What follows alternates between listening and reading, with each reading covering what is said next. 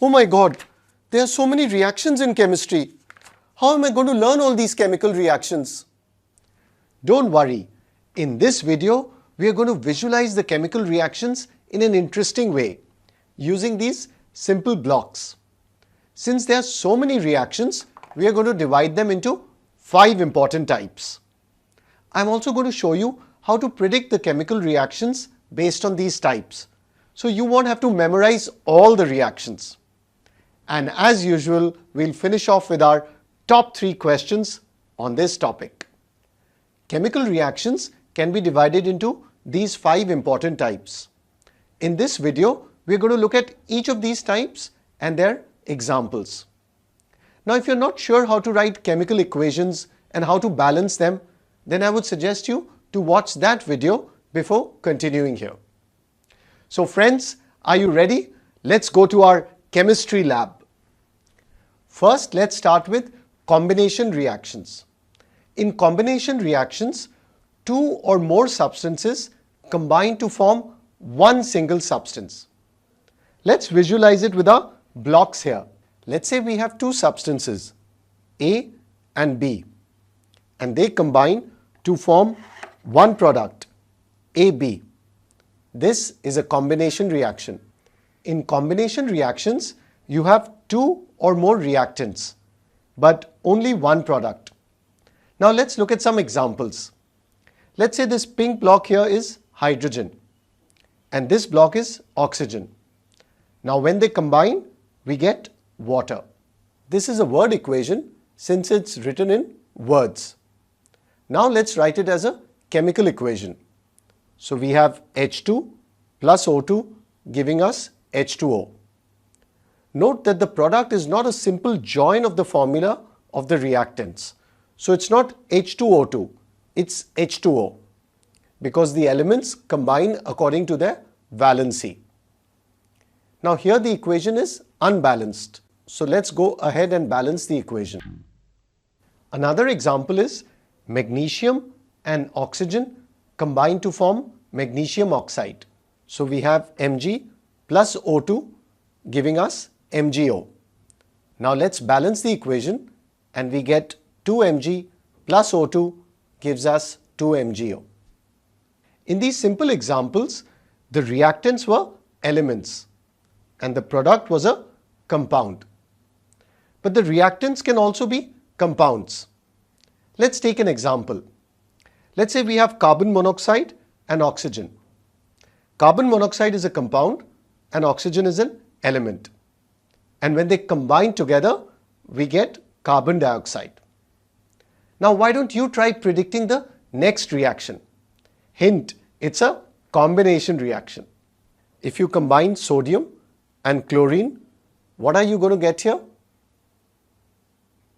Sodium and chlorine combine to form the compound sodium chloride. But the correct formula is NaCl. It's not a simple joining of Na and Cl2 because the elements combine according to their valency. And valency of sodium and chlorine is both 1. So we get the formula NaCl. Let's put combination reaction on our concept board. The key point is only one product. Next, let's look at decomposition reactions. Decomposition reactions are the opposite of combination reactions. In decomposition, one compound breaks down into 2 or more simpler substances. So once again, let's visualize it using our blocks here. Let's say we have a substance AB. It decomposes or breaks down into 2 substances, A and B. This is a decomposition reaction. In decomposition reactions, you have 2 or more products. But remember, only one reactant. Now let's take a look at some examples. Let's say we have water here. And when you pass electric current, it breaks down into hydrogen and oxygen. This is also known as electrolysis since electric current is used to decompose the compound. Remember, this equation is exactly opposite of what we did in combination, where hydrogen and oxygen combine to form water. Another example of decomposition is when you heat calcium carbonate, it decomposes. Calcium carbonate decomposes to produce calcium oxide and carbon dioxide. This is called thermal decomposition since heat causes the decomposition. Now let's try predicting the next reaction. Do you know what happens when silver chloride is exposed to sunlight? That's right, silver chloride decomposes into silver and chlorine. Do you know where this reaction is used, or rather was used? In black and white photography, where the film or the photographic plate contained silver chloride and it decomposed when it was exposed to sunlight to give us the black and white image. Of course, now in the digital world, everything's digital and we are using SD cards. Now let's consider another example, digestion of food. So when you eat food, what happens in the digestion process? Is it a combination reaction or a decomposition reaction? What do you think? That's right. The correct answer is decomposition reaction. Our digestive system breaks down the complex food substances into simpler substances. For example, carbohydrates are broken into simpler sugars such as glucose. Proteins decompose to form amino acids. So digestion is a decomposition reaction. Let's pin decomposition reaction on our concept board. Remember the key point? Only one reactant. Next, let's look at displacement reactions. In displacement, a more active element displaces or takes the place of a less active element in a compound. These are also called single displacement reactions. Let's understand these with the help of our blocks here. So let's say here we have element A and compound BC. Now A is more reactive than B.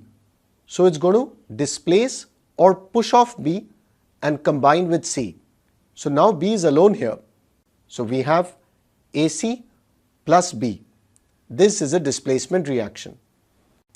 As we saw here, the more active element A is displacing the less active element B. Now how do we know which element is more reactive than the other? In chemistry, we have a reactivity series. Here's what it looks like for metals.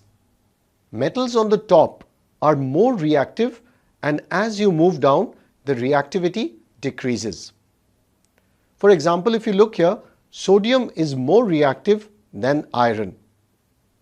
Hydrogen is also in this list, even though it's a non-metal, because it's electropositive in nature and can be displaced by metals. There is also a reactivity series for non-metals, the halogens. This is what the simple reactivity series for important halogens looks like. Fluorine is the most reactive and iodine is the least reactive. Now let's look at some examples of displacement reactions. Let's say we have zinc and hydrochloric acid here. Now, since zinc is more reactive than hydrogen, according to the reactivity series, it can displace it. So we get zinc chloride and hydrogen. This is our displacement reaction. Another example is potassium iodide and chlorine. This example involves non-metals. Chlorine is more reactive than iodine. So chlorine can displace iodine from potassium iodide and we get potassium chloride and iodine. So here we had displacement of non-metals. Now let's try predicting the next reaction. What happens when an iron nail is placed in copper sulfate solution? First, let's write down the reactants. So here we have iron and copper sulfate. Now we know that iron is more reactive than copper. So iron is going to displace copper from copper sulfate. And what are we going to get here in the displacement reaction? That's right, copper and iron sulfate. We can even predict the observations based on this reaction. So we know that copper sulfate is blue in color and iron sulfate is green in color. So the color of the solution is going to change from blue to green. And since you have copper being deposited here, you're going to see a reddish brown deposit on the iron nail. Now what do you think will happen if a copper piece is placed in iron sulfate solution? What are the products now? That's right, there's going to be no reaction because copper is below iron in the reactivity series. So copper cannot displace iron. Let's put displacement reaction on our concept board. Remember the key point? A more active element is displacing a lesser active element. Previously, we did displacement or single displacement reactions. Now let's take a look at double displacement reactions. In a double displacement reaction, two compounds react with each other and exchange their ions to form two new compounds. So let's go ahead and try it with our blocks here. Let's say we have two compounds, AB and CD. Now there is an exchange of ions and we get two new compounds, CB and AD. This is a double displacement reaction. Now you may be thinking, do we need to use the reactivity series again for double displacement reactions? The answer is no. Reactivity series is only used for single displacement reactions.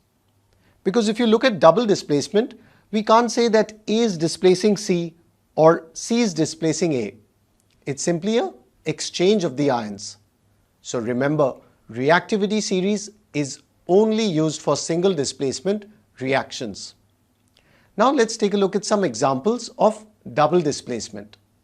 Let's say we have silver nitrate here and sodium chloride. To analyze the reaction, let me switch these blocks so that the reactants and products match. First, split the reactants into their ions. So we have silver ion and nitrate ion and sodium ion and chloride ion. Now you can exchange the cations or the anions. So let's exchange the cations here. If we exchange the cations, positive ions, silver and sodium, we get sodium nitrate and silver chloride. So this is our double displacement. Remember, exchange the cations or the anions. Don't exchange both the cations and anions. Otherwise, you'll get back the original reactants. Another example is sodium hydroxide and hydrochloric acid. Again, let's go ahead and exchange the cations. We will get sodium chloride on the product side. And when OH minus and H plus ions combine, we get water. Do you know another name for this reaction? The correct answer is neutralization, because sodium hydroxide is neutralizing hydrochloric acid to produce water and salt. Now let's try predicting our next reaction. What happens if we mix lead nitrate and potassium iodide? First, let's write down the formulae of the reactants. So we have PbNO3(2) and Ki. Next, we are going to cut the reactants into their respective ions. Now let's exchange the lead and potassium ion. So what are we going to get? That's right, we'll get potassium nitrate and lead iodide. Now lead iodide is insoluble in water, so it forms a precipitate, and this is also called a precipitation reaction. And since it's yellow in color, we are going to get a yellow precipitate here. Let's put double displacement reaction on our concept board. The key point here is exchange of ions. Now let's look at the fifth and final type of reaction, redox reactions. Redox stands for reduction and oxidation. In these reactions, one substance is being reduced and the other is being oxidized. First, let's understand the meaning of these terms, oxidation and reduction. In simple terms, oxidation means addition of oxygen and reduction means addition of hydrogen. But there are other ways of defining oxidation and reduction. So let's go ahead and make a table of oxidation versus reduction. We just discussed the first difference. Oxidation is addition of oxygen and reduction is defined as addition of hydrogen. Oxidation can also be defined as removal of hydrogen and reduction is removal of oxygen. Now, oxidation need not be only addition of oxygen. We can expand the definition to addition of any non-metal or electronegative element.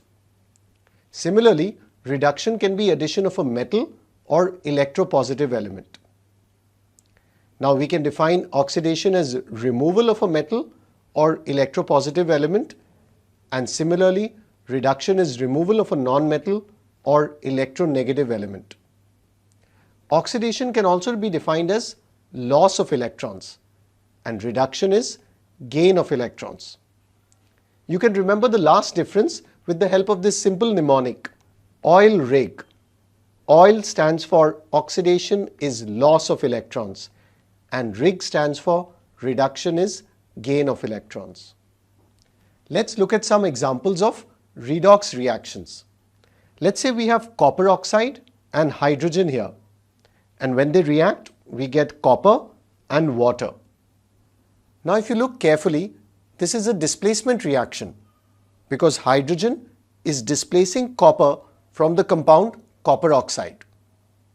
Now let's take a look from the redox point of view. So if you look here, copper oxide is losing oxygen and becoming copper. So copper oxide is getting reduced here.